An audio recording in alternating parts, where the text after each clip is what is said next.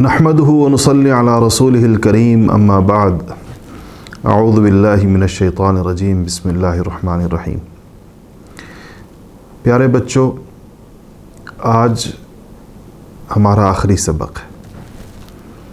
और आज सीरत तय्यबा का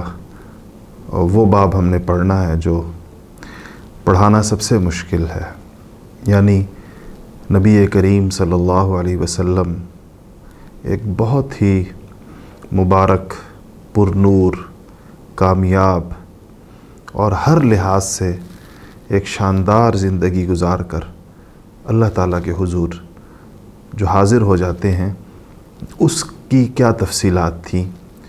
आखिरी दिन आपके कैसे गुज़रे, मरज़ुल वफ़ात कैसे हुआ और दुनिया से आपकी रुखसती कैसे हुई, आपने आखिरी नसीहतें क्या फ़रमाईं, आपने आखिरी 2 हफ़्ते कैसे गुज़ारे, कहाँ गुज़ारे, किस मौके पर क्या फ़रमाया, इस दौरान हज़रात सहाबा का क्या तर्ज़ रहा, और जब ये ख़बर उनको मिली जो शायद उनके लिए दुनिया का सबसे बड़ा हादसा हो सकती थी और शायद नहीं यकीनन दुनिया का सबसे बड़ा हादसा था उनके लिए, तो सहाबा का रद्द अमल किया था और फिर नबी करीम सल्लल्लाहु अलैहि वसल्लम के जानशीन का इंतखाब किस तरीके के साथ हुआ, इस सब पर आज मुख्तसर सी गुफ्तगू करेंगे और फिर मैं आपको कुछ आखिरी बातें अर्ज़ करूँगा और इस मुबारक सिलसिले को जो यकम रमज़ान से शुरू हुआ और अल्हम्दुलिल्लाह आज 27 दिन में ये मुकम्मल हुआ, ये इख्तिताम पज़ीर हो जाएगा और फिर इंशाअल्लाह अल्लाह ने चाहा तो आपके लिए कोई और ऐसे काम की चीज़ रमज़ान के बाद, ईद के बाद इंशाअल्लाह जो मुमकिन हो सका। कल के सबक में हमने हज्जतुल वदा के बारे में पढ़ा था कि नबी करीम सल्लल्लाहु अलैहि वसल्लम हज पे तशरीफ़ लेकर गए 10 हिजरी में, और हज चूँकि आपको पता है कि ज़ुल्हज्जा में होता है और ज़ुल्हज्जा इस्लामी महीनों का आखिरी, इस्लामी साल का आखिरी महीना होता है, तो ज़ुल्हज्जा के बाद मुहर्रम आ जाता है, नया साल शुरू हो जाता है, मुहर्रम से इस्लामी साल शुरू होता है, तो ज़ुल्हज्जा इस्लामी कैलेंडर का इस्लामी साल का आखिरी महीना होता है। तो आप तशरीफ़ लाए ज़ुल्हज्जा के आखिर में, आप मदीना मुनव्वरा पहुँचे वापस और चंद ही दिन के में ज़ुल्हज्जा भी ख़त्म हो गया और सन 10 हिजरी भी ख़त्म हो गया और 11 हिजरी का आगाज़ हुआ। अच्छा, 11 हिजरी का आगाज़ का मतलब है कि मुहर्रम, सफ़र और रबीउल अव्वल, ये कुल 11 हिजरी के 2 महीने और कोई 10-12 दिन बनते हैं। बेशतर लोगों के ख़्याल में, बेशतर सीरत निगारों की राय में आपका विसाल 12 रबीउल अव्वल को हुआ है। तो अगर 12 रबीउल अव्वल का विसाल जो सोमवार का दिन था, पीर का दिन था, तो उस एतबार से देखा जाए तो ये 2 महीने, अगले साल के 2 महीने और कोई 12 दिन बनते हैं। अच्छा, इस दौरान क्या हुआ, किस तरह होता रहा? एक दफ़ा ऐसा हुआ कि इसी वक्त में जिब्राइल अमीन एक आम आदमी की शक्ल में, एक ऐसी गैर मारूफ सी शक्ल में जो सहाबा ने पहले इस अंदाज़ में नहीं देखा था, आए और आपकी खिदमत में बारगाह नबूवत में हाज़िर हुए और आपके सामने 2 जानू होकर बैठ गए, यानी घुटने आपके घुटनों के सामने रख कर बैठ गए और आपसे ईमान के बारे में, इस्लाम के बारे में, इहसान के बारे में, क़यामत के बारे में, अलामात क़यामत के मुतालिक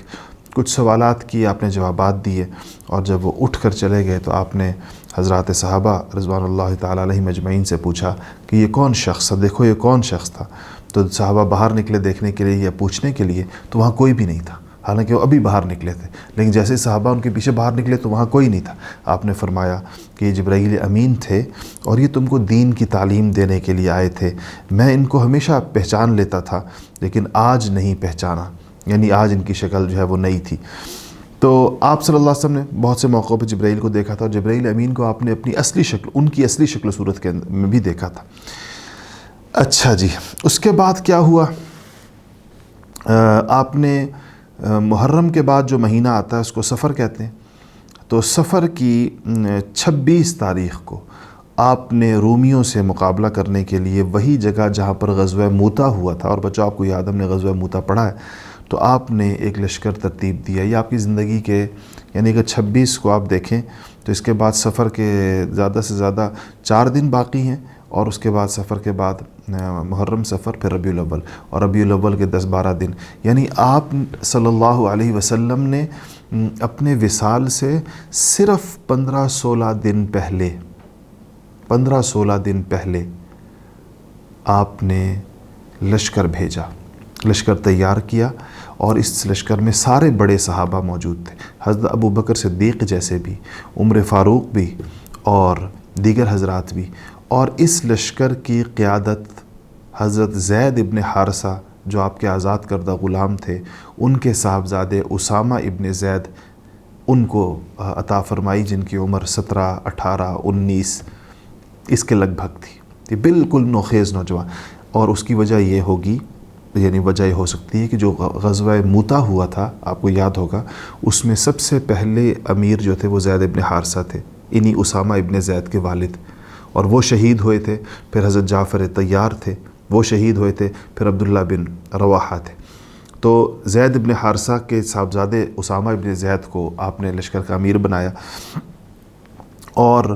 بڑے بڑے تمام حضرات اس میں تھے. اچھا، اس کے بعد آپ کا بدھ کے دن سے آپ کی علالت شروع ہوئی ہے، بدھ کے دن سے، اور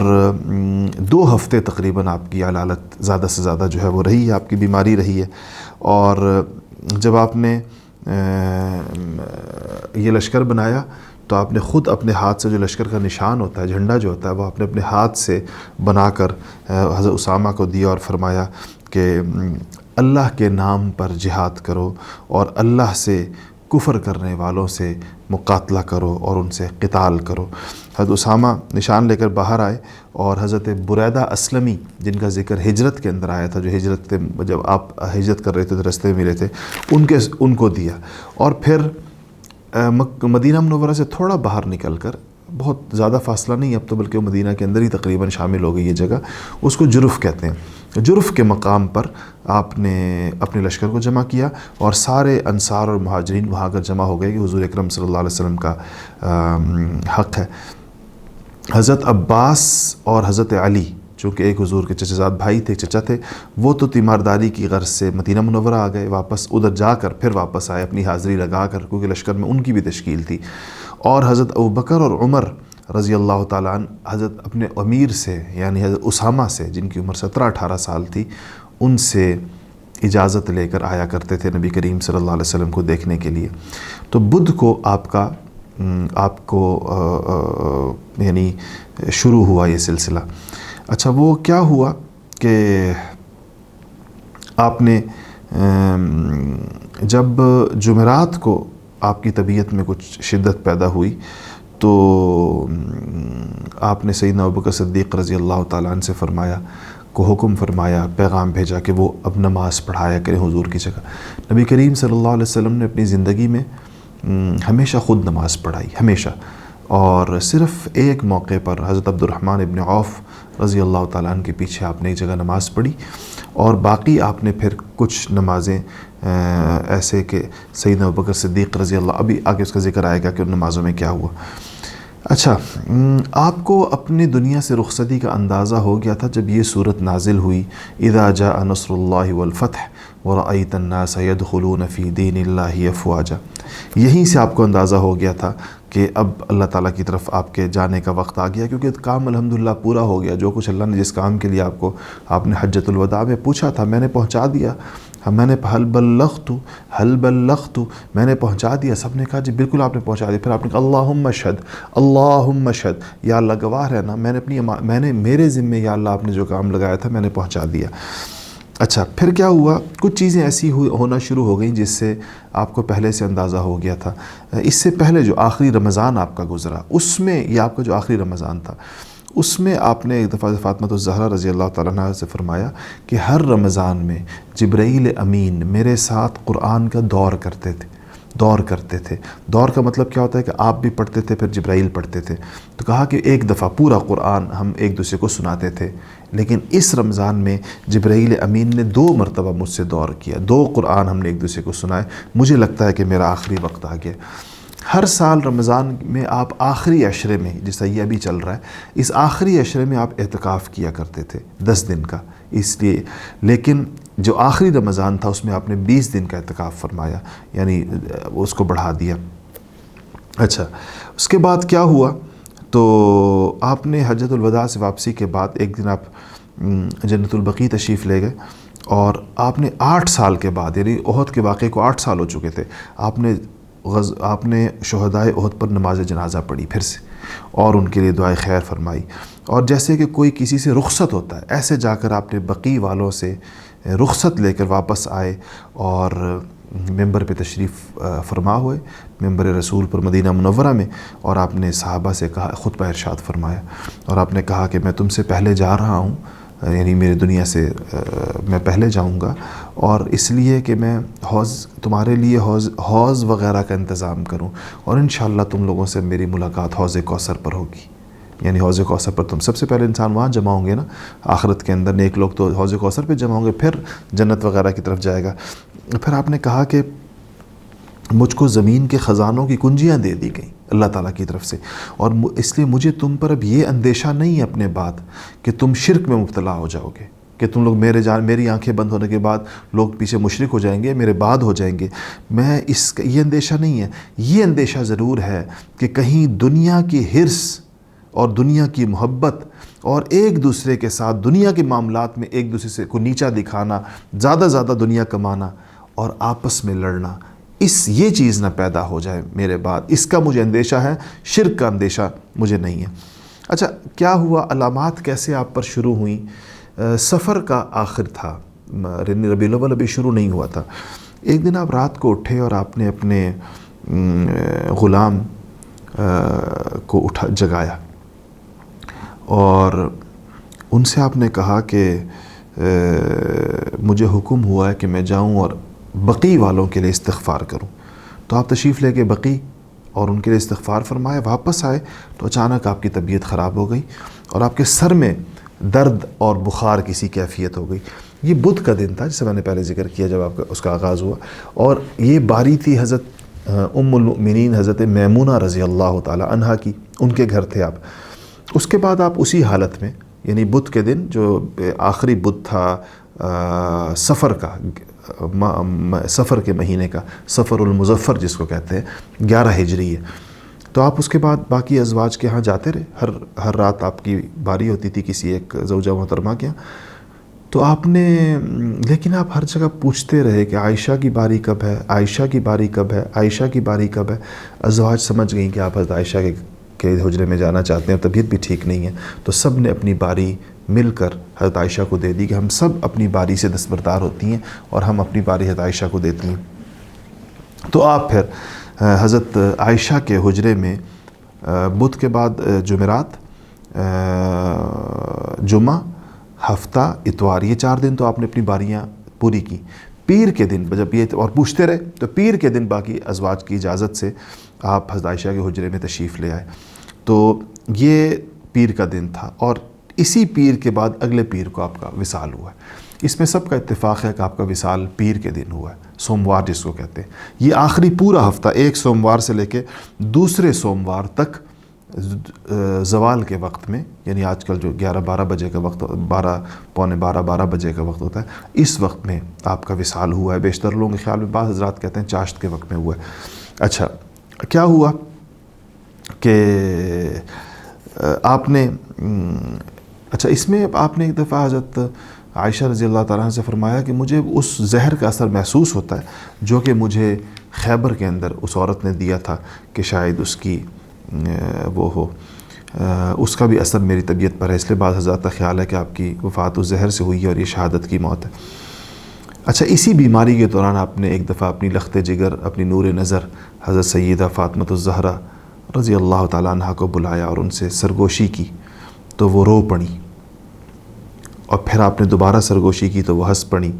تو حضرت عائشہ صدیقہ رضی اللہ تعالیٰ عنہ کہتی میں دیکھ رہی تھی کہ حضرت عائشہ کا تو گھر تھا، انہی گھر میں بلایا تھا، تو کہتی ہم نے بعد میں حضرت فاطمہ سے پوچھا کہ فاطمہ اس دن تمہارے ابا نے کیا کہا تھا، آپ کو کیا کہا تھا جو آپ پہلے روئی تھی پھر آپ ہنسی تھی؟ تو فاطمہ الزہرا نے کہا کہ پہلے انہوں نے میرے کان میں کہا مجھے کہ فاطمہ اس بیماری سے میری وفات ہو جائے گی، میرا انتقال ہو جائے گا اس بیماری سے، یعنی میں اس بیماری سے صحت یاب نہیں ہوں گا۔ یہ سن کر حضرت فاطمہ رو پڑی۔ بیٹی تھی اور بہت ہی پیاری بیٹی تھی، بہت ہی محبوب تھی، حضور اکرم صلی اللہ علیہ وسلم کو انتہائی تعلق تھا۔ اس کے بعد کہتی ہیں کہ جب اس کے بعد پھر آپ نے دوبارہ مجھ سے کہا کان قریب کرو، فاطمہ کہتی ہیں جو میں ہنس پڑی کہا تو مجھ سے کہا کہ فاطمہ میں تو چلا جاؤں گا، انتقال ہو جائے گا، لیکن میرے سارے گھر والوں میں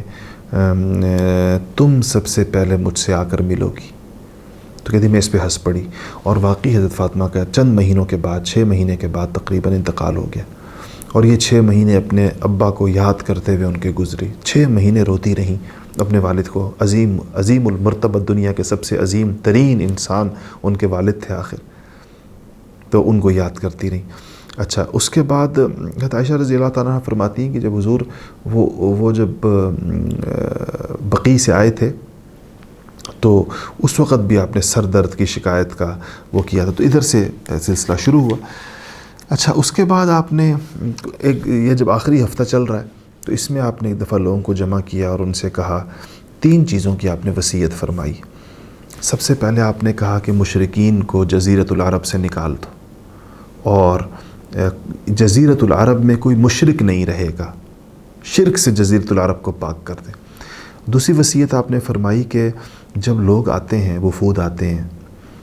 جس طرح وفود سے میں نے بتایا تھا نا، اسلام لینے کے لیے، قبول کرنے کے لیے ادھر ادھر سے لوگ آتے تھے، کہا کہ جب وہ آتے ہیں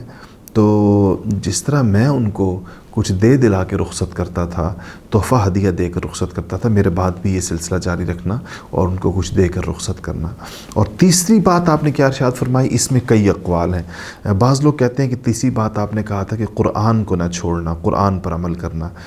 بعض کہتے ہیں تیسری بات یہ تھی کہ آپ نے فرمایا کہ جیش اسامہ کو ضرور، وہ جیش اسامہ سے اسامہ کا جیش عربی میں لشکر کو کہتے ہیں، تو بعض حضرات کہتے ہیں کہ آپ نے کہا کہ اسامہ کے لشکر کو ضرور رخصت کرنا۔ اچھا، بعض کہتے ہیں کہ آپ نے فرمایا تھا کہ میری قبر کو سجدہ گاہ مت بنانا۔ یہ بیان بھی آپ نے آخری دنوں میں کیا تھا اور کہا کہ اللہ تعالیٰ کی لعنت ہو یہود پر، انہوں نے اپنے نبیوں کی قبروں کو سجدہ گاہ بنا لیا، وہاں پر سجدہ کرتے ہیں، میری قبر کو سجدہ گاہ مت بنانا، ادھر سجدے مت کرنا۔ بعض کہتے ہیں آپ نے تیسری بات کہی تھی کہ نماز کی پابندی کرنا، اور بعض کہتے ہیں کہ آپ نے کہا تھا کہ غلاموں کا خیال کرنا، الصلاۃ وما ملکت ایمانکم، یہ تو آپ نے بعد میں کہا بھی، الگ سے بھی کہا تھا۔ اچھا، اس کے بعد یہ ہے کہ ایک اور روایت ہے جس سے آپ کی اپنے جانشین کے تعین کے بارے میں، اپنے جانشین کو مقرر کرنے کے بارے میں بعض بڑی واضح چیزیں موجود ہیں۔ دیکھیں کہ روایت ہے بخاری اور مسلم دونوں میں کہ رسول اللہ، دونوں حدیث کی بڑی کتابوں کہ رسول اللہ صلی اللہ علیہ وسلم نے فرمایا بیماری کے زمانے کے اندر کہ میرا یہ ارادہ تھا کہ میں ابو بکر رضی اللہ تعالیٰ اور ان کے بیٹے یعنی حضرت عبد الرحمن بن ابو بکر کو بلانے کے لیے کسی کو کہوں کہ جاؤ ان کو بلا کر لے آؤ، اور ان کو وصیت کر دوں اور ان کو اپنا ولی عہد بنا دوں، یعنی ابو بکر صدیق کو اپنا ولی عہد بنا دوں، اپنے بعد ان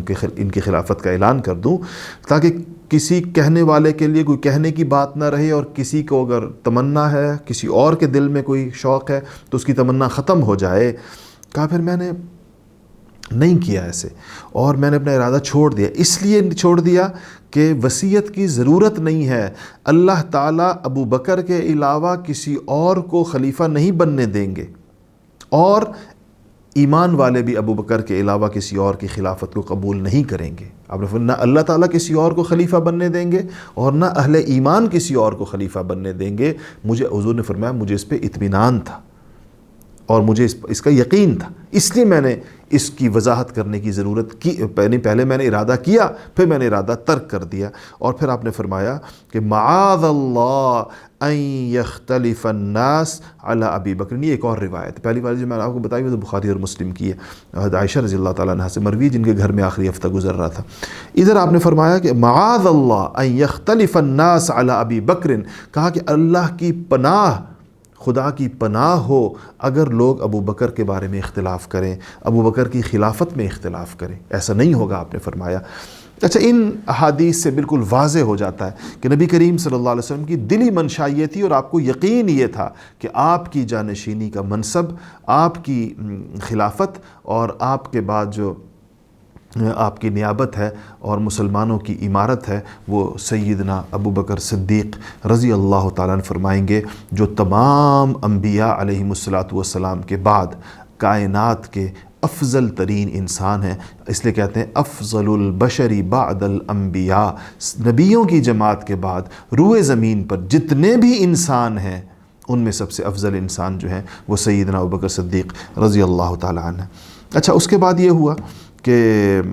آپ نے لوگ بلائے تھے، ان کو یہ 2-3 وصیتیں فرمائی، پھر لوگ چلے گئے۔ تو ظہر کی نماز کے بعد آپ کی طبیعت کو کچھ تھوڑا سا سکون ہوا، تو اس میں اور کچھ مرض آپ کا کم ہوا، تو آپ نے فرمایا کہ پانی کے 7 مشکیزیں لے آؤ اور 7 مشکیزیں پانی کے میرے سر پر ڈالو تاکہ مجھے کچھ سکون ہو۔ اس کے بعد اس طرح آپ کو اس طریقے سے آپ نے سر پہ پانی ڈالا، اور پھر آپ حضرت عباس جو آپ کے چچا تھے اور آپ کے ہم عمر تھے، اور حضرت علی جو آپ کے چچا زاد بھائی بھی تھے اور آپ کے داماد بھی تھے، ان کے سہارے سے مسجد میں تشریف لائے اور یہ ظہر کی نماز آپ نے پڑھائی، اور اس کے بعد آپ نے خطبہ دیا۔ یہ آپ کا آخری خطبہ تھا جو آپ نے مسجد میں ارشاد فرمایا، اور یہ خطبہ وفات سے تقریباً 5 راتیں پہلے، یعنی 4 دن پہلے یہ خطبہ ہوا ہے۔ اور اس میں آپ نے ممبر میں بیٹھے اللہ تعالیٰ کی حمد و ثنا کی۔ سب سے پہلے آپ نے احد والوں کا ذکر کیا، احد کے شہداء کا جو بڑی مظلومیت سے شہید ہوئے تھے، ان کے لیے دعائے مغفرت کی۔ پھر آپ نے مہاجرین سے کہا کہ انصار کا خیال رکھنا۔ آپ نے کہا کہ انصار نے ہمیں ٹھکانہ دیا، انصار نے ہمارے ساتھ جنگیں لڑیں، انصار نے اسلام کا ساتھ دیا۔ تو مہاجرین سے کہا کہ تم لوگ زیادہ ہو جاؤ گے تعداد میں، انصار کم ہو جائیں گے، تو تم نے انصار کا خیال رکھنا ہے، اور ان سے کوئی غلطی ہو جائے تو درگزر کر دو، اور ان میں جو نیک ہو، جو جس کی اس کے ساتھ احسان کرو، اور اگر کسی سے غلطی ہو جائے تو اس کو درگزر کرو۔ پھر آپ نے ایک بات ارشاد فرمائی اس آخری خطبے میں، آپ نے کہا کہ اللہ تعالیٰ نے اپنے ایک بندے کو یہ اختیار دیا، اللہ نے اپنے ایک بندے کو یہ اختیار دیا کہ وہ دنیا کی نعمتوں کو لینا چاہتا ہے یا اللہ کے پاس موجود آخرت کی نعمتیں لینا چاہتا ہے، یعنی وہ دنیا میں مزید رہنا چاہتا ہے یا اللہ کے پاس جانا چاہتا ہے۔ اللہ نے ایک بندے کو اختیار دیا تو اس بندے نے اللہ کے پاس جانے کو ترجیح دے دی، اللہ کی نعمتیں لینے کو ترجیح دے دی۔ اس بندے نے اپنا اختیار اس طرح استعمال کیا۔ جیسے ہی آپ نے یہ ارشاد فرمایا تو سیدنا ابوبکر صدیق رضی اللہ تعالیٰ عنہ چونکہ سب سے زیادہ علم والے تھے، وہ پھوٹ پھوٹ کے رونے لگے۔ تو صحابہ کہتے ہیں، یہ بخاری شریف میں بڑی تفصیلی روایات ہیں، ہم حیران تھے کہ ابوبکر صدیق کیوں رو رہے ہیں، اس میں رونے کی کیا بات ہے، حضور نے تو ایک بندے کا ذکر کیا ہے۔ تو حضرت ابوبکر روتے ہوئے کہنے لگے کہ یا رسول اللہ، میرے ماں باپ آپ پہ قربان، میرے ماں باپ آپ پہ فدا ہو، بار بار یہ کہہ رہے ہو، یا رسول اللہ میرے ماں باپ آپ پہ قربان، یا رسول اللہ میرے ماں باپ آپ پہ قربان۔ حضرت ابوبکر سمجھ گئے کہ حضور نے اپنی بات کی ہے، کہ مجھے اللہ نے اختیار دیا تھا کہ دنیا میں مزید رہنا ہے یا جانا ہے، میں نے کہا میں جانا چاہتا ہوں، میں اللہ کے پاس جانا چاہتا ہوں۔ تو حضور نے فرمایا کہ ابوبکر صبر کرو، ابوبکر صبر کرو۔ پھر آپ نے کہا، مسجد نبوی تھی، سب لوگوں کے گھروں کے دروازے کھلتے تھے مسجد کے اندر، آپ نے فرمایا کہ ساروں کے دروازے بند کر دو، مسجد میں دروازہ نہ کھولیں، باہر دوسری طرف اپنے مین گیٹس سے آئے جائیں، مسجد میں سٹیپ ان اپنے پچھلے دروازوں سے نہ ہو، سب کے بند کر دو سوائے ابوبکر صدیق کے۔ تو یہ بھی لوگ کہتے ہیں کہ حضرت بکر صدیق کی خلافت کی طرف اشارہ تھا۔ تو آپ نے پھر یہ ارشاد فرمایا کہ ان کو،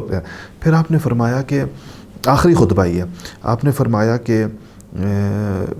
جہاں اب میرے اوپر اپنا مال لگانے اور میرے اوپر جان دینے کے اعتبار سے اور میری صحبت اور میری رفاقت کے اعتبار سے سب سے زیادہ مجھ پر احسان کرنے والے ابو بکر صدیق ہیں۔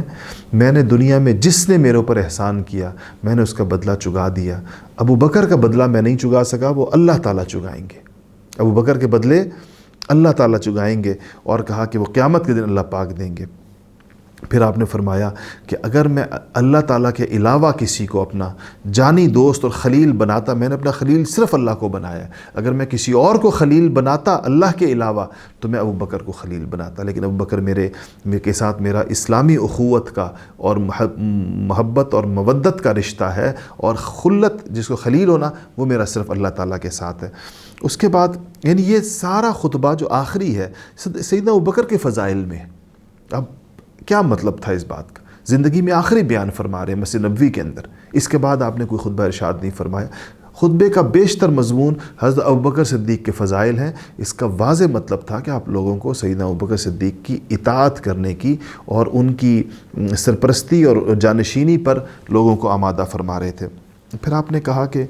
جیش اسامہ، حضرت اسامہ کے لشکر کے بارے میں فرمایا کہ اس کو جلدی روانہ کرنا، اسی لیے سیدنا ابوبکر صدیق رضی اللہ تعالیٰ عنہ کسی صورت اس لشکر کو روکنے پر آمادہ نہیں ہوئے۔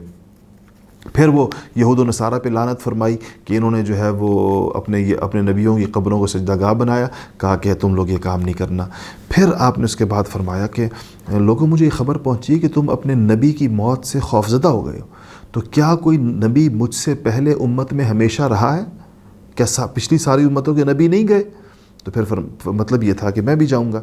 پھر اس کے بعد وہی پھر انصار کی ساری بات چیت ہوئی، اور اس کے بعد کہا کہ میں تم سے پہلے جا رہا ہوں اور حوض کوثر کے اوپر ملیں گے۔ اچھا، جب تک آپ کی طاقت رہی تو آپ مسجد میں تشریف لاتے رہے اور نمازیں پڑھاتے رہے۔ سب سے آخری نماز جو آپ نے پڑھائی وہ جمعرات کی مغرب کی نماز تھی، اور جمعرات، اس کے بعد جمعہ، ہفتہ، اتوار، جمعہ، ہفتہ، اتوار، پیر، یعنی اس کے 4 دن کے بعد سوموار کے دن آپ کا وصال ہوا۔ اچھا، وہ جو آپ نے نماز پڑھائی وہ مغرب کی نماز تھی، اور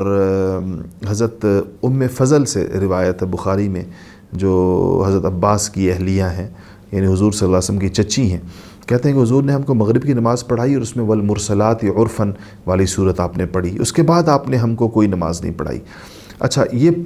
کامل نماز کی بات ہو رہی ہے، اس کے بعد ایک آدھی نماز آپ نے پڑھائی ہے، اس کا ذکر آگے آ جائے گا۔ اچھا، اس کے بعد کیا ہوا کہ آپ نے اس کے بعد جب یہ مغرب پڑھائی، یہ والی مغرب ہو گئی، اب جو عشاء آئی تو لوگوں سے آپ نے پوچھا عشاء کی نماز کے وقت کہ کیا لوگوں نے نماز پڑھ لی؟ تو کہا کہ نہیں یا رسول اللہ، آپ کے انتظار میں لوگ بیٹھے ہیں، تو آپ کے منتظر ہیں۔ تو آپ نے اٹھنے کا ارادہ فرمایا، تو اٹھنے کے لیے یہ اسی جمعرات کے دن عشاء کی نماز کی بات ہو رہی ہے، تو مگر جب آپ اٹھنے کا کیا تو شدت مرض کی وجہ سے آپ نہیں اٹھ پائے اور آپ بے ہوش ہو گئے، اور 2-3 دفعہ سے وہ مختصر سی بے ہوشی ہوتی تھی۔ پھر لوگ اور عشاء کے صحابہ بیٹھے ہوئے کہ حضور تشریف لائیں گے تو عشاء پڑھائیں گے۔ جب آپ بالکل بے بس ہو گئے اور آپ نہیں اٹھ سکے تو آپ نے فرمایا کہ ابو بکر کو میری طرف سے کہو کہ نماز پڑھائیں، ابو بکر سے کہو کہ نماز پڑھائیں عشاء کی۔ تو عائشہ نے فرمایا کہ یا رسول اللہ، ابو بکر تو بہت نرم دل ہیں، آپ کے مصلی پر کیسے کھڑے ہوں گے؟ یہ وہ پہلی نماز ہے جس کے لیے ابو بکر کو کہا جا رہا ہے، کیونکہ ابھی تک تو آپ پڑھاتے چلے آ رہے ہیں، آپ نے مغرب بھی پڑھائی ہے۔ تو عائشہ نے کہا رسول اللہ، وہ تو بہت نرم دل ہیں، آپ کے مصلی پر کھڑے ہوں گے، اتنا روئیں گے، نماز نہیں پڑھا سکیں گے، ان کی بجائے عمر سے اگر کہہ دیں۔ تو حضور نے فرمایا کہ نہیں، حضرت ابو بکر کو ہی کہا جائے۔ تو اس کے بعد جو حضرت ابو بکر نے نماز پڑھانی شروع کر دی۔ اچھا، اس کے بعد کیا ہوا کہ یا ہفتے کا دن ہے اور یا پھر اتوار کا دن ہے، تو آپ کا مزاج مبارک کچھ تھوڑا سا بہتر ہوا، اور آپ پھر حضرت علی اور حضرت عباس کے سہارے تشریف لے آئے، مسجد میں تشریف لائے۔ تو حضرت بکر صدیق رضی اللہ تعالیٰ عنہ اس وقت ظہر کی نماز پڑھا رہے تھے، تو آپ آ کر حضرت بکر صدیق کی بائیں جانب آپ بیٹھ گئے، اور باقی آدھی نماز حضرت بکر نے پڑھائی، باقی نماز لوگوں کو آپ نے پڑھائی۔ یعنی اس پر یہ تھا کہ آپ امام تھے اور ابو بکر صدیق آپ کی اقتداء کر رہے تھے، کیونکہ بیچ نماز میں آپ آئے تھے، اور باقی نمازی حضرت ابو بکر کی اقتداء کر رہے تھے۔ اس طرح ترتیب بنی۔ آپ آ کر حضرت ابو بکر صدیق کی، یعنی حضرت ابو بکر نماز پڑھا رہے ہیں نا، تو حضرت وسلم آ کر ان کی بائیں جانب لیفٹ سائڈ کے اوپر تشریف فرما ہوئے، اور حضرت ابو بکر آپ کی رائٹ سائڈ پر ہو گئے۔ تو اس کے پہلے سے تھے آپ آگے آ کر، پھر حضرت ابو بکر کی پیچھے باقی لوگ یہ نماز پڑھ رہے تھے۔ اچھا، یہ ظہر کی نماز تھی، اور یہ آپ صلی اللہ علیہ وسلم کی اب آخری نماز اس طرح ہوئی کہ یہ بیٹھ کر ہے، اور آدھی نماز آدھی ابو بکر پڑھا چکے ہیں۔ وہ جو میں نے مغرب کا ذکر کیا وہ پوری نماز تھی جو آپ نے پڑھائی مکمل، اول سے لے کر آخر تک۔ اس کے بعد پھر آپ مسجد تشریف نہیں لائے، یہ آپ کی مسجد میں آخری تشریف آوری تھی۔ اچھا، اس کے بعد کیا ہوا، اور یہ زیادہ امکان یہی ہے کہ یہ ہفتے کا دن تھا، اور ہفتے کے دن حضرت اسامہ جو اپنا لشکر لے کر جرف پر جا چکے تھے، تو وہ آپ سے ملنے کے لیے آئے، اور آپ تو جب حضرت اسامہ کو آپ کی طبیعت کا پتہ چلا تو ہفتے کے دن ملنے کے لیے وہ آئے، تو دیکھا کہ آپ مرض کی شدت، آپ کو ویسے حضرت اسامہ سے بہت زیادہ پیار تھا، بہت محبت تھی. آپ حضرت ان کے والد تو آپ کے بیٹوں کی جگہ تھے، یہ اسامہ آپ کے پوتوں کی جگہ تھے، جیسے پوتا ہوتا ہے انسان کا. ان کے والد سے آپ نے وہی محبت کی جو اولاد سے کی جاتی ہے. تو حضرت اسامہ کے جب آئے تو دیکھا کہ آپ مرض کی شدت کی وجہ سے آپ بات نہیں کر سکتے. تو حضرت اسامہ نے آ کر جھک کر حضور کی پیشانی کو بوسہ دیا. تو حضور نے حضرت اسامہ کو دیکھا تو آپ نے اس سے اپنے دونوں ہاتھ اٹھا لیے. تو اور پھر یہ دونوں آسمان کی طرف اٹھائے، اور پھر آسمان کی طرف اٹھا کر شاید آپ کے لیے اٹھانا مشکل ہو گیا بیماری کی وجہ سے، تو اسامہ جو آپ پر جھکے ہوئے تھے ان کے کندھوں پر رکھ دیا اپنے دونوں ہاتھ. اور اسامہ کہتے ہیں کہ میں سمجھ گیا کہ آپ میرے لیے دعا کر رہے ہیں، حضور میرے لیے دعا کر رہے ہیں. تو اس کے بعد جو ہے آپ واپس آ گئے جرف، حضرت اسامہ جہاں ان کا لشکر تھا. اور اس کے بعد اب آ گیا دن سوموار کا، اتوار کے بعد سوموار آیا. اور اس دن آپ نے صبح کو فجر کے وقت، سوموار پیر کی فجر کو، آپ نے حضرت عائشہ کا حجرہ آپ کو پتہ ہے مسجد کے ساتھ جڑا ہوا ہے، مسجد کے ساتھ دیوار ہے، آپ نے اس کا پردہ ہٹایا تو سامنے مسجد تھی اور صحابہ فجر کی نماز پڑھ رہے تھے. اب تو ابوبکر نمازیں پڑھا رہے تھے، تو آپ نے دیکھا صحابہ نماز پڑھ رہے ہیں فجر کی. آپ نے یہ پردہ تھوڑا سا ہٹایا اور ان کو دیکھ کر آپ مسکرائے. یہ آپ کی محنت تھی، یہ آپ کے لوگ تھے، ساری عمر آپ نے انہی کو تیار کرنے میں لگایا تھا. تو آپ نے ان کو دیکھ کر مسکرایا. اچھا صحابہ کو اندازہ ہو گیا، سائڈ سے بندے کو نظر آتا ہے، صحابہ کو اندازہ ہو گیا کہ حضور کا پردہ ہٹا ہے اور حضور کی تو نورانیت ہوگی، پوری مسجد رونق، پوری مسجد میں روشنی پھیل گئی. کہ صحابہ کو اندازہ ہو گیا کہ نبی کریم صلی اللہ علیہ وسلم آئے ہیں. صحابہ کی کہتے ہیں اتنے خوش ہوئے کہ حضور دروازے تک تو آئے ہیں، پردے تک تو آئے ہیں، اور پردہ ہٹایا دونوں ہاتھوں سے اپنے. کہ صحابہ کہتے ہیں ہم نماز توڑنے قریب ہو گئے خوشی کے مارے. تو حضرت ابوبکر صدیق کو بھی اندازہ ہو کہ نماز وہ پڑھا رہے تھے، تو وہ پیچھے ہٹنے لگے کہ شاید حضور تشریف لا رہے ہیں نماز پڑھانے کے لیے، تو میں پیچھے ہو جاؤں، حضور آ کے فجر کی نماز پڑھائیں گے. تو آپ نے اشارے سے فرمایا کہ نہیں، اپنی نماز پوری کرو. اور پھر آپ کھڑے نہیں رہ سکے زیادہ دیر، کمزوری کی وجہ سے آپ نے پردہ پھر بند کر دیا اور اب واپس تشریف لا کر آپ لیٹ گئے. یہ آخری کنکھیوں سے جو صحابہ نے آپ کو دیکھا تھا نماز میں، یہ آخری دیدار تھا رسول اللہ صلی اللہ علیہ وسلم کا جو صحابہ نے کیا. اس کے بعد باقی تو اندر نہیں آ سکتے، اندر تو گھر تھا. حضرت ابوبکر صدیق کا تو اپنی بیٹی کا گھر تھا. حضرت ابوبکر نے جیسی نماز ختم کی تو حضور کے پاس تشریف لائے اور آ کر حضرت عائشہ کو کہا کہ عائشہ آج تو حضور بڑے سکون میں کھڑے ہوئے، تشریف لائے، پردے تک آئے، پردہ کھولا، دیکھا، مسکرائے. تو سب نے کہا کہ ہاں آج وہ بے چینی حضور کی نہیں ہے جو ایک ہفتے سے جو چل رہی ہے، وہ بے چینی نہیں ہے، وہ کرب نہیں ہے. یہ نہیں پتہ تھا کہ چند گھنٹے رہ گئے ہیں باقی، اور یہ بے چینی بس اب دنیا کی ختم ہو کر آخرت کے شروع ہونے والی ہے ماصفہ. تو ابوبکر صدیق کی 2 بیویاں تھیں. ایک اہلیہ ان کی مدینہ سے کچھ باہر رہتی تھیں. تو حضرت ابوبکر صدیق رضی اللہ تعالیٰ، ان کا نام حبیبہ تھا، حبیبہ بنت خارجہ. تو حضرت ابوبکر نے کہا کہ اللہ کا شکر ہے کہ حضور کی کیفیت بہت اچھی ہے، آج حبیبہ کی باری کا دن ہے. اگر حضور سے کہا کہ میں اگر اجازت ہو تو میں جا کر ان کا گھر چلا جاؤں بیوی کے. اور دوسرے لوگ بھی وہاں بیٹھے تھے، تو باقی لوگ بھی اپنے اپنے گھروں کو جانے لگے. حضور کی طبیعت اچھی ہو گئی ہے ماشاءاللہ. تو حضرت علی اس دوران حجرے سے باہر نکلے تو لوگوں نے پوچھا کہ کیا حال ہے ان کا؟ ماشاءاللہ آج طبیعت بہت اچھی ہے. تو لوگ سارے منتشر ہو گئے، چلے گئے. حضرت ابوبکر بھی چلے گئے. اب لوگ یہ سمجھے کہ حضور ٹھیک ہو گئے. جیسے ہی لوگ نکل گئے ایک طرح آس پاس سے چلے گئے، ادھر حضور اکرم صلی اللہ علیہ وسلم کو نزع کا عالم شروع ہو گیا. نزع کا عالم کہتے ہیں آخری وقت شروع ہو گیا. آپ نے اپنا سر مبارک حضرت عائشہ کی گود میں رکھا ہوا تھا. ام عائشہ فرماتی ہیں، بخاری کی روایت ہے کہ جب حضور کے سانسوں کی ڈوری ٹوٹی، دنیا سے آپ نے وصال فرمایا، تو آپ کا سر میرے سینے اور میرے اس ہڈی، یعنی میرے ہنسلی کی ہڈی جسے کہتے ہیں، اس کے درمیان ایسے لگتا ہے کہ آپ نے یہاں سر رکھا ہوا تھا، اس طرح کر کے حضرت عائشہ کی. تو حضرت عائشہ کے اس آپ لیٹے ہوئے تھے. اتنے میں حضرت عائشہ کے بھائی حضرت ابوبکر کے بیٹے عبد الرحمن تشریف لائے. ان کے ہاتھ میں مسواک تھا. مسواک دیکھ کر آپ نے ان کو یوں دیکھا، بول تو نہیں سکتے تھے، مسواک ان کو دیکھا تو حضرت عبد الرحمن نے کہا کہ یا رسول اللہ مسواک استعمال فرمائیں گے؟ تو آپ نے اشارہ کیا کہ ہاں. تو آپ نے جب یہ اشارہ کیا تو میں نے کہا کہ اچھا یہ حضرت عائشہ فرماتی ہیں کہ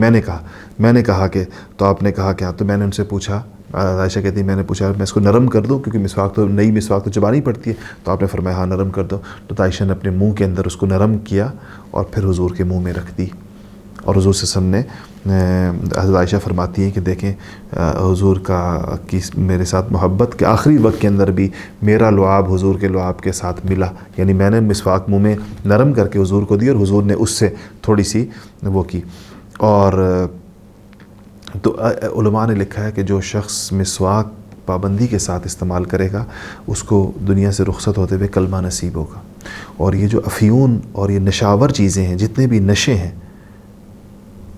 ان نشوں کے بارے میں علماء نے لکھا ہے کہ ان کا سب سے بڑا نقصان یہ ہے کہ ایسے شخص کو مرتے ہوئے عام طور پر کلمہ جاری نہیں ہوتا زبان پر۔ یہ مطلب نہیں کہ کافر دنیا سے جاتا ہے، وہ الگ مسئلہ، لیکن یہ مطلب کہ اکثر زبان پہ کلمہ نہیں آتا اس کے۔ تو خیر، اس کے بعد آپ کے پاس نا ایک پیالے میں پانی رکھا ہوا تھا، اس پیالے میں آپ بار بار ہاتھ مارتے تھے، ہاتھ ڈالتے تھے، اور پھر اس سے آپ پانی لے کر اپنے چہرے کو یوں لگاتے تھے، پھر یہ پیالے میں پانی لے کر لگاتے تھے اور کہتے جاتے تھے لا الہ الا اللہ، لا الہ الا اللہ وان للموت سکرات، کہ اللہ کے سوا کوئی معبود نہیں اور بے شک موت کی سختی بڑی سختی ہے، آپ یہ فرماتے تھے۔ اس کے بعد پھر آپ نے یوں اب یہ بھی، اور پھر آپ نے چھت کی طرف دیکھا، اور چھت کی طرف دیکھا اور ہاتھ اٹھا کر فرمایا پھر رفیق الاعلیٰ، میں رفیق اعلیٰ کے پاس جانا چاہتا ہوں، میں رفیق اعلیٰ کے پاس جانا چاہتا ہوں۔ حضرت عائشہ فرماتی ہیں کہ بس جب یہ کلمات آپ کی زبان سے نکلے تو میں سمجھ گئی کہ اب حضور صلی اللہ علیہ وسلم دنیا سے تشریف لے جا رہے ہیں۔ تو کہتے ہیں کہ جب یہ کلمات پھر کہیں کہ اللہم فر رفیق الاعلیٰ، اور بس اس کے بعد آپ نے یہ ہاتھ اٹھا کر کہا اللہم فر رفیق الاعلیٰ، اور اس کے بعد آپ کی روح پرواز کر گئی اور وہ جو ہاتھ اٹھا ہوا تھا وہ نیچے گر گیا حضرت عائشہ صدیقہ کی گود کے اندر، ان کے سینے کے اوپر اس طریقے کے ساتھ۔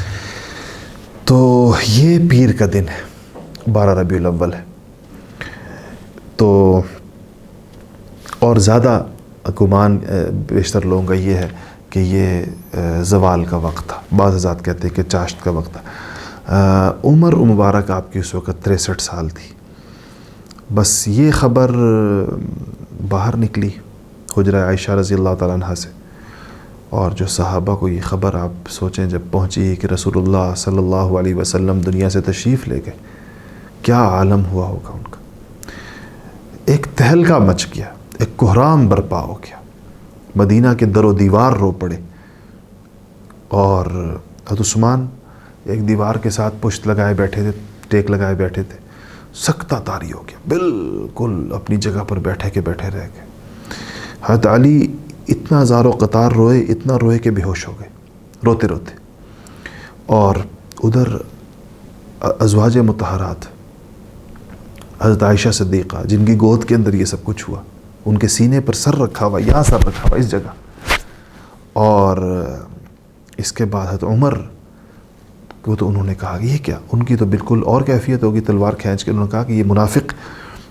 لوگ یہ کہتے ہیں، منافق کہیں گا کہ حضور فوت ہو گئے، اور یہ لوگ سمجھتے ہیں حضور تو اللہ سے ملاقات کے لیے گئے، جیسے موسیٰ گئے تھے طور کے اوپر، موسیٰ واپس آئے تھے، حضور بھی واپس تشریف لائیں گے، اور ان منافقوں کو قلع کما کریں گے اگر کوئی یہ کہے گا کہ حضور فوت ہو گئے۔ اب یہ کوئی، یعنی حضرت عمر نے تلوار نکال لی، حضرت عمر کے ڈر سے اب کوئی یہ کہہ بھی نہیں سکتا تھا کہ حضور فوت ہو گئے۔ ادھر حضرت ابوبکر صدیق گئے ہوئے تھے اپنی دوسرے گھر جو مدینہ سے ایک کوس کے فاصلے پر تھا، ان کو وہاں خبر ملی، خدا جانے ان کے دل پر کیا گزری ہوگی۔ وہاں سے وہ تشریف لائے تو گھوڑے پر بیٹھے اور مسجد نبوی کے دروازے پر اترے، ان کی بیٹی کا گھر تھا۔ حضرت عائشہ سے اجازت لی گھر میں داخل ہونے کی، اور اندر داخل ہوئے تو حضور کی ساری ازواج مطہرات، ساری پاک بیبیاں چارپائی کے گرد تھیں، حضور کے گرد تھیں بیٹھی ہوئی ساری۔ حضرت ابوبکر کو دیکھ کر سب نے پردہ کر لیا تھا، عائشہ کے سوا، عائشہ بیٹی تھی باقیوں سے پردہ تھا، تو سب نے منہ ڈھانک لیا۔ تو حضرت ابوبکر تشریف لائے تو حضور پر چادر پڑی ہوئی تھی، تو انہوں نے حضور کے چہرے مبارک سے چادر ہٹائی اور آپ کے پیشانی کے اوپر اپنے ہونٹ رکھ دیے، بوسہ دیا پیشانی پر، اور خوب روئے، اور پھر کہا کہ واہ نبیہ واہ خلیلہ واہ صفیہ، خلیل خاص دوست کو کہتے. نبی کہا اے اللہ کے پسندیدہ، اے اللہ کے نبی، اے میرے خاص، یعنی وہ جس کے ساتھ میری محبت آخری درجے کی تھی. ساری عمر ساتھ گزری تھی، غار میں بھی ساتھ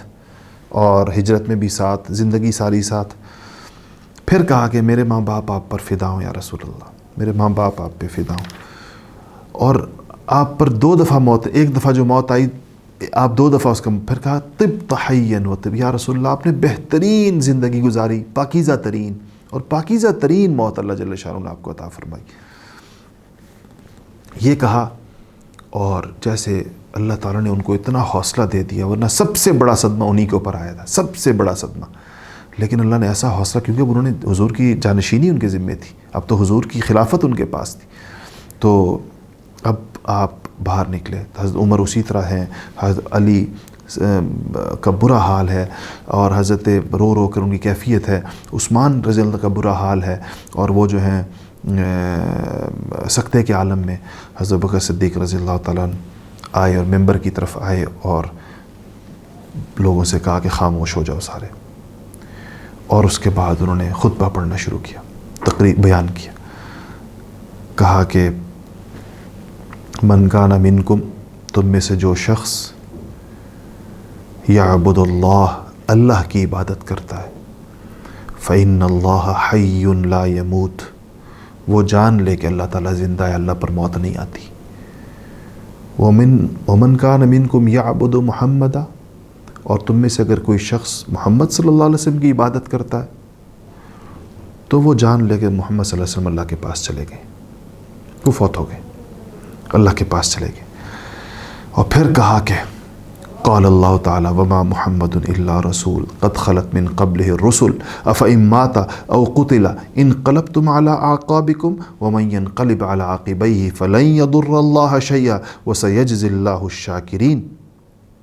وقد قال تعالی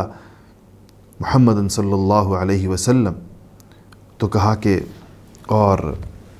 انک میت وانہم میتون،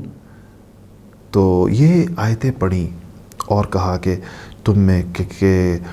اللہ نے فرمایا کہ کیا محمد صلی اللہ علیہ وسلم بھی پچھلے نبیوں کی طرح کے نبی ہیں، اگر وہ فوت ہو جائیں یا انتقال ہو جائے یا شہید ہو جائیں تو کیا تم لوگ اپنے دین سے پھر جاؤ گے؟ کیا تم ان کی تعلیمات کو فراموش کر دو گے؟ اس کے بعد حضرت بکر نے ایسا شاندار اور اتنا تسلی والا خطبہ دیا، ایسی تقریر کی کہ حضرت عمر فرماتے ہیں کہ میں حضرت بکر جو آیتیں پڑھ رہے تھے اپنے بیان میں، مجھے ایسے لگ رہا تھا جیسے یہ آیتیں آج نازل ہو رہی ہیں آسمان سے، ایسے مجھے لگ رہا تھا. اچھا، اس کے بعد اللہ جل شانہ کا نظام ہے، اور پھر سیدنا ابوبکر صدیق رضی اللہ تعالیٰ عنہ نے اپنا بیان جو ہے وہ پورا کیا اور مکمل کیا. اور اس کے بعد ایک تھوڑا آج اس کی تفصیل کا وقت نہیں ہوگا. صحابہ جمع ہوئے سقیفہ بنو سعادہ میں، اور وہاں پر جو ہے پھر میں اس کی تفصیلات کو حذف کرتے ہوئے آخری بات کر رہا ہوں کہ وہاں پر سیدنا ابوبکر صدیق رضی اللہ تعالی عنہ کی خلافت اور جانشینی پر تمام انصار، مہاجرین، اہل بیت، حضرت علی رضی اللہ تعالی عنہ، حضرت عباس رضی اللہ تعالی عنہ، حضرت عمر فاروق رضی اللہ عنہ، سب کا اجماع ہوا،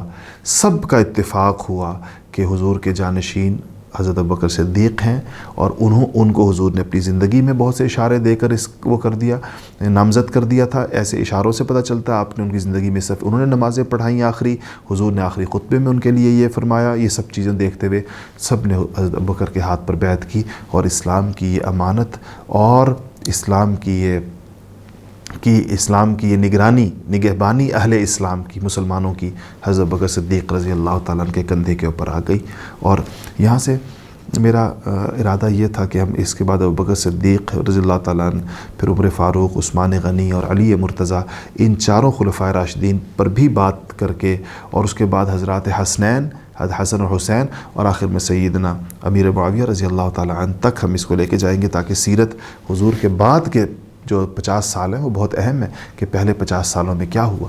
تو اس تک جانے کا ارادہ تھا. یا 40 سال یا 42 سال جتنا عرصہ، لیکن یہ دن ختم ہو گئے۔ یہاں پر ہم اس کو روک لیتے ہیں، اس سلسلے کو۔ آج چونکہ آخری دن تھا اور بڑا مبارک دن بھی ہے، پاکستان میں تو 27ویں کا دن گزرا، اور یعنی 27ویں کا روزہ اس وقت جو ہے وہ۔ لیکن کچھ چیزیں میں آپ سے اور عرض کر دوں، اور وہ یہ ہے کہ آپ نے سیرت الحمدللہ ایک گزرے اس سے بچو، آپ لوگ اس سے بہت مختصر پڑھایا ہم نے وقت کی قلت کی وجہ سے۔ 27 دنوں میں سیرت پڑھانا ذرا مشکل کام ہے، اس لیے دن زیادہ چاہیے ہوتے ہیں، لیکن نبی کریم صلی اللہ علیہ وسلم کی پاکیزہ اور محبت بھری زندگی آپ کے سامنے آئی۔ آپ نے دیکھا کہ اللہ جل شانہ نے اپنے حبیب کے ساتھ کیسا شاندار معاملہ کیا، اور کیسے ان سے جتنے وعدے ہوئے وہ سارے کے سارے اللہ تعالیٰ نے پورے فرمائے۔ ہمارے لیے اس میں بہت سارے سبق ہیں۔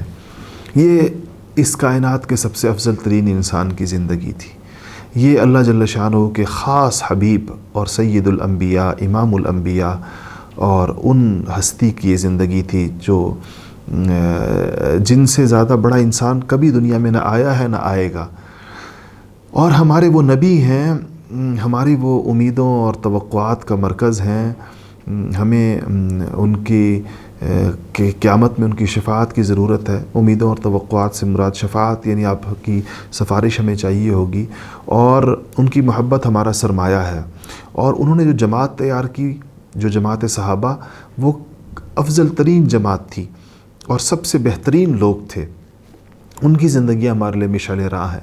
تو میں آپ سے یہ عرض کروں گا کہ آپ لوگوں کو تھوڑا واقفیت جو ہوئی، اب اس سلسلے کو آپ جاری رکھیں، اور حضور صلی اللہ علیہ وسلم کی سیرت کو مزید تفصیل سے پڑھیں،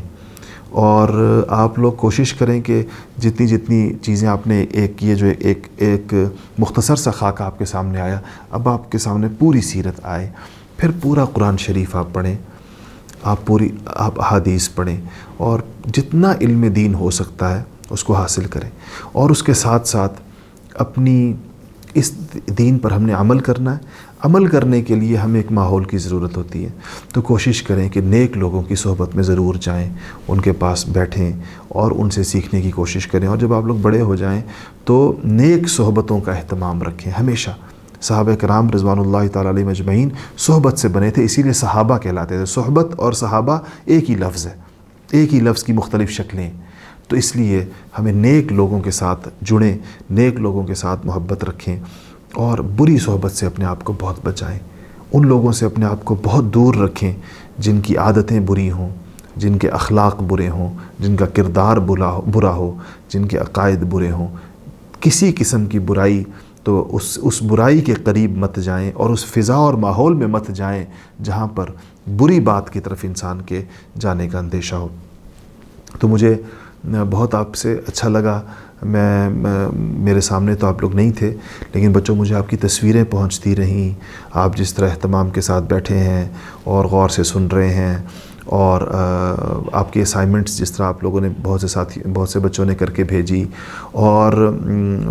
مجھے اندازہ ہوتا رہا، مجھے فیڈ بیک آتا رہا، آپ کے والدین کی طرف سے پیغامات آتے رہے، جس سے مجھے بہت اندازہ ہوا کہ باوجود اس کے کہ میری زبان میں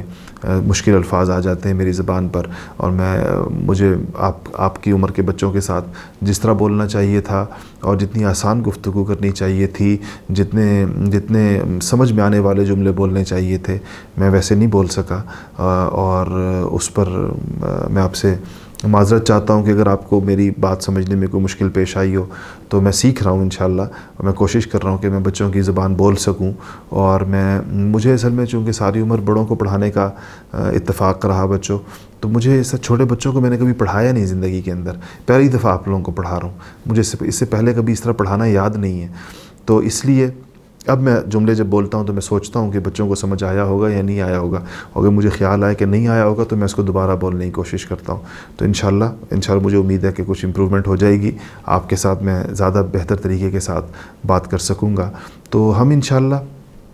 آپ کے والدین کے پیغامات مجھے پہنچ رہے ہیں اور بہت زیادہ پہنچ رہے ہیں کہ آپ کو مزید سلسلہ جاری رکھیں اور بچوں کے ساتھ کوئی نہ کوئی تعلق رہے. تو بچوں آپ کے ساتھ ہمارا تعلق انشاءاللہ رہے گا. ابھی تو انشاءاللہ عید کے بعد ہم اس پر مشاورت کریں گے اور سوچیں گے کہ ہم آپ کو کس طرح کوئی سلسلہ جاری رکھ سکیں. تو اس کے لیے آپ کو جو ہماری اطلاع پہنچے گی ہماری جانب سے وہ ای میلز کے ذریعے پہنچے گی. تو آپ نے جو ای میل ایڈریس البرہان کو دیا ہے اس کو وقتاً فوقتاً دیکھتے رہیں کہ شاید البرہان کی جانب سے آپ کے لیے کسی نئے پروگرام کی اناؤنسمنٹ آئی ہو تاکہ آپ کو پتہ چلے اور آپ اس کے اندر بر وقت انرول ہو سکیں. کیونکہ پھر ہمارے لیے وقت کے بعد پھر بہت اصرار ہوتا ہے لیکن ہمارے لیے اسے مشکلات پیش آ جاتی ہیں. آخری بات میں آپ سے بچوں یہ کہوں گا کہ آپ کی عمر کے مختلف مراحل آئیں گے لیکن ایک بات میری بہت یاد رکھنا کہ اپنے بڑوں کی بات کو ماننے میں خیر ہوتی ہے. آپ کے والدین آپ کے لیے بہت اچھا سوچتے ہیں اور ہمیشہ آپ کے خیر خواہ ہوتے ہیں. والدین سے زیادہ دنیا میں کوئی خیر خواہ نہیں ہوتا. انسان سے سب سے زیادہ مخلص اس کے والدین ہوتے ہیں. وہ اس کے لیے سب سے بہتر فیصلہ کرتے ہیں. تو بچوں جب بھی زندگی میں کسی ڈیسیجن کی طرف جاؤ، کوئی فیصلہ کرنا چاہو، کوئی مشورہ کرنا چاہو، رائے لینا چاہو، اور تو سب سے پہلے اپنے والدین کی طرف دیکھنا اور کوشش کرنا کہ ان کی کوئی خلاف ورزی آپ سے نہ ہو، وہ آپ سے ناراض نہ ہوں. آپ ان کے لیے آنکھوں کا نور ہو، ان کے دل کا سرور ہو، ان کی آنکھوں کی ٹھنڈک ہو، ان کی امیدوں کا مرکز ہو، اور آپ کے ساتھ ان کی انتہائی محبت ہے اور ان سے زیادہ محبت آپ سے دنیا میں کوئی نہیں کر سکتا. کوئی یہ دعویٰ کرے تو وہ غلط دعویٰ کرتا ہے. تو اس لیے جب آپ کی ان سے زیادہ آپ کے لیے خیر کوئی نہیں سوچ سکے گا. اس لیے اپنی زندگی میں ہر مرحلے پر ان سے پوچھ کر قدم اٹھانا، ان کو بتا کر کام کرنا جو بھی آپ کرنا چاہتے ہو، اور کوئی بات بھی کبھی بھی زندگی میں اپنے والدین سے مت چھپانا کبھی بھی. اور والدین بہت سمجھدار ہوتے ہیں. آپ یہ نہ سوچیں کہ آپ کوئی بات بتائیں گے تو پتہ نہیں کیا رد عمل ہوگا. ہمیشہ اپنے والدین کو اپنی بات، جو بھی بات دل میں آئے، کوئی کام آپ کرنا چاہ رہے ہوں، کسی چیز کی طرف جانا چاہ رہے ہوں تو ان سے ضرور اس کو ڈسکس کرنا. یہ ایک بات بھی اگر آپ نے میری سمجھ لی آپ کی زندگی کے اگلے سفر میں یہ آپ کو ہر قدم پر کام آئے گی اور آپ کو پھر میں یاد آؤں گا کہ انہوں نے ہمیں یہ کہا تھا. کبھی آپ پچھتاؤ گے نہیں اس پر عمل کر کے. یہ بات میری یاد رکھ، کبھی نہیں پچھتاؤ گے اگر آپ نے اپنے والدین کو اپنا رازدان بنا لیا. اپنی راز کی بات اپنے والدین سے کرنے کی عادت رکھیں. اس پہ آپ کبھی زندگی کے اندر نہیں پچھتائیں گے. اور اپنے فیصلوں میں ہمیشہ ان کو شریک رکھیں اور ان کی رضامندی کو اپنے لیے سعادت سمجھیں کہ ہمارا فائدہ اس میں ہوگا جس اس کام میں برکت اور خیر آ جائے گی جس کے پیچھے آپ کے والدین کی دعائیں ہوں گی، جس کے پیچھے آپ کے والدین کی توجہ ہوگی آپ کی طرف. وہ دعا جب دے دیں گے انشاءاللہ اس کام میں اللہ تعالیٰ آپ کو بہت آگے لے جائے گا. میری بھی دعا ہے آپ کے لیے، آپ کی کامیابیوں کے لیے، آپ کی کامرانیوں کے لیے، آپ کی سربلندیوں کے لیے، آپ کی سرخروئیوں کے لیے، آپ کی رفعتوں کے لیے کہ اللہ جل شانہ آپ کو دنیا اور آخرت میں چمکائے اور اس امت کا مفید ترین انسان بنائے. چاہے آپ لڑکا ہیں یا لڑکی ہیں، بیٹا ہیں بیٹی ہیں، ہر صورت میں اللہ تعالیٰ آپ کو بہت ہی بہترین اور مفید انسان بنائے. اور اس پر میں آج اکتفا کرتا ہوں. وقت آج تھوڑا زیادہ ہو گیا کیونکہ آخری درس تھا تو میں نے کچھ باتیں آپ سے کرنی بھی تھیں. اب ہم دعا کرتے ہیں اور انشاءاللہ زندگی رہی تو پھر کبھی ملاقات ہوگی. السلام علیکم ورحمۃ اللہ وبرکاتہ. الحمدللہ رب العالمین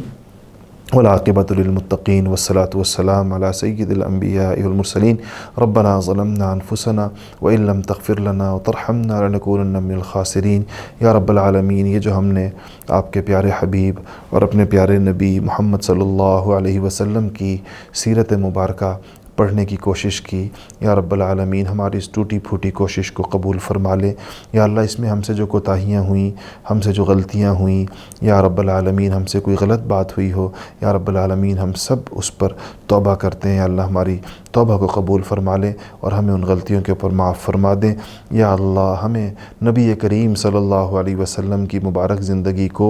اپنے لیے مشعل راہ بنا کر یا رب العالمین اس پہ چلنے کی توفیق نصیب فرما دیں. یا اللہ حضور اکرم صلی اللہ علیہ وسلم والے اخلاق عطا فرما دیں. حضور اکرم صلی اللہ علیہ وسلم والی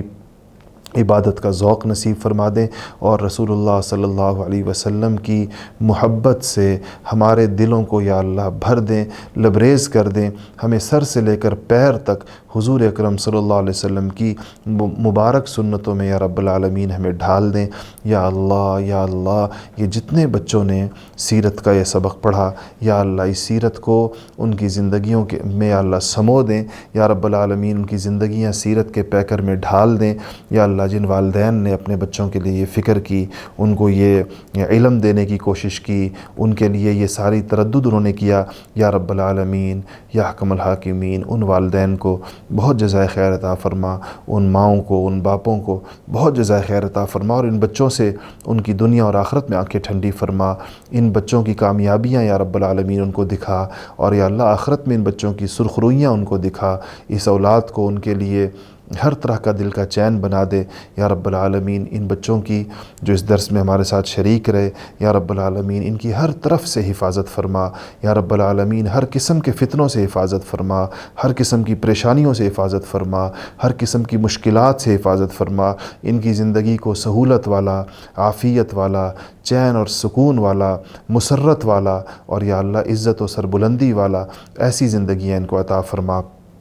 یا رب العالمین یا احکم الحاکمین۔ ان بچوں کو علم دین کے ساتھ مکمل لگاؤ عطا فرما، اور یا رب العالمین قرآن اور حدیث کے انوارات سے ان کے قلوب کو یا اللہ جگمگا دے یا رب العالمین، ان کے اخلاق اچھے کر دے، ان کی زبانوں پر یا اللہ سچائی کے بول جاری فرما دے یا اللہ، ان کی آنکھوں کو پاکیزہ بنا دے اور پاکیزگی کی حفاظت فرما دے یا رب العالمین یا احکم الحاکمین یا ذا القوۃ المتین۔ یہ جس گھر کے بزرگ بوڑھے بھی شریک رہے بہت سارے گھروں میں یا اللہ، ان کے بڑھاپوں پر بھی رحم فرما، ان کے بڑھاپے کی نورانیت میں اضافہ فرما یا رب العالمین، اس پوری امت پہ رحم فرما۔ ان بچوں کو یا اللہ، یہ ہزاروں کی تعداد میں پوری دنیا میں بیٹھے ہوئے یا اللہ، ان کو امت کا مفید ترین طبقہ بنا دے، مفید ترین فرد بنا دے، یہ بیٹے ہوں بیٹیاں ہوں یا رب العالمین، ان سب کو جزائے خیر عطا فرما یا رب العالمین، ان کو خوشگوار زندگیاں عطا فرما، ہر قسم کی تکلیف سے یا اللہ ان کی حفاظت فرما،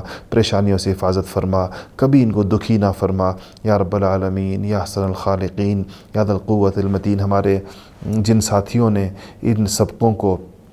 ان بچوں تک پہنچانے کے لیے محنت کی، ساری رات جاگ کر محنت کی، کئی دن محنت کی، اور ان بچوں کو اللہ کی رضا کے لیے انہوں نے پڑھایا، اور یا اس میں معاونت کی، یہ جو ٹیکنیکل ٹیم ہے، جو ریکارڈ کرتی ہے، جو لائیو کرتی ہے، جو چلاتی ہے یا رب العالمین، ان سب کو جزائے خیر عطا فرما ہماری طرف سے، اور یا اللہ ان کے بچوں کی کامیابیوں سے ان کی آنکھوں کو ٹھنڈا فرما، اس سارے عمل کو ان کے لیے صدقہ جاریہ بنا دے، دنیا اور آخرت میں ان کے لیے مفید کر دے یا رب العالمین۔ ان ساتھیوں کے اخلاص میں، جن کا لوگوں کو پتہ ہی نہیں ہوتا کہ وہ کون ہیں، نہ ان کا نام آتا ہے، نہ ان کو سے کوئی واقف ہوتا ہے، خالص اللہ کی رضا کے لیے وہ یہ خدمتیں کر رہے ہیں یا اللہ، ان کے اخلاص میں مزید اضافہ فرما دے، مزید اضافہ فرما دے۔ جن ساتھیوں نے اس ترتیب کا سوچا، اس کا منصوبہ بنایا، اس کے لیے کوشش کی، میں خاص طور پر میں سمجھتا ہوں کہ ہمیں نام لے کر ان کے لیے دعا کرنی چاہیے، ہمارے بھائی بہزاد صاحب کے لیے، اور بہزاد زاہد صاحب کے لیے، اور ہمارے بھائی حماد حسن صاحب کے لیے، اور پھر اساتذہ میں سے ہمارے بھائی دانیال ملک صاحب کے لیے، ہمارے بھائی فؤاد خان صاحب کے لیے، اور انگریزی کی سیرت میں ہمارے بھائی شعیب صاحب کے لیے، اور ہمارے بھائی بلال ضیاء صاحب کے لیے، شہریار لطیف صاحب کے لیے، اور ہمارے طلحہ نوید صاحب کے لیے، ہمارے بھائی فرحان قریشی صاحب کے لیے، اور دیگر ساتھی، اور ہماری ریسرچ ٹیم کے اندر جو ساتھی تھے، اور اس کے بعد جو لوگ اور دیگر خدمات میں بہت بڑی جماعت تھی جو مختلف طریقوں کے ساتھ کام کرتی رہی یا رب العالمین، تو ان سب کو انتہائی درجے میں جزائے خیر عطا فرما، اور یا اللہ ان کی اولادوں سے، ان کی آنے والی نسلوں سے یا اللہ ان سے ان کی آنکھوں کو ٹھنڈا فرما، اور اس عمل کو ان کے لیے صدقہ جاریہ بنا دے، اور جن توقع اور امید سے ان بچوں کو جس خیر کو پہنچانے کی انہوں نے نیت کی یا رب العالمین، اس کے نتائج سے بھی ان کی آنکھوں کو ٹھنڈا فرما یا اللہ یا احکم الحاکمین۔ جن لوگوں نے اور طریقوں سے تعاون کیا اور اس کے لیے معاونت کی، کچھ لوگ، کسی نے کیمرے فراہم کیے، کسی نے لائٹیں فراہم کی، کسی نے اسٹوڈیو بنایا، یا رب العالمین العالمین جس قسم کا تعاون جن ساتھیوں نے دوستوں نے کیا، اور یا رب العالمین ان کو بھی اس اجر میں شریک فرما، اور یہ سارا صدقہ جاریہ ان کے لیے بنا دے یا اللہ، یہ خیر ساری کی ساری ان کے نامہ اعمال کے اندر بھی درج فرما دے یا اللہ یا اللہ یا اللہ۔ ہمیں ہر وقت اپنے سامنے مانگنے والا بنا دے، ہمیں ہر آن دعائیں کرنے والا بنا دے یا رب العالمین۔ رمضان المبارک کی ان انتہائی مبارک گھڑیوں میں، آخری وقتوں میں یا اللہ ہماری ان تمام دعاؤں کو قبول فرما لیں یا اللہ، ساری دعاؤں کو قبول فرما لیں، جو ہم مانگ چکے وہ بھی قبول فرما لیں، جو ہم نہیں مانگ سکے وہ بھی یا اللہ عطا فرما دیں۔ وصلی اللہ تعالی علی خیر خلقہ محمد و آلہ و اصحابہ اجمعین، آمین آمین آمین برحمتک یا ارحم الراحمین۔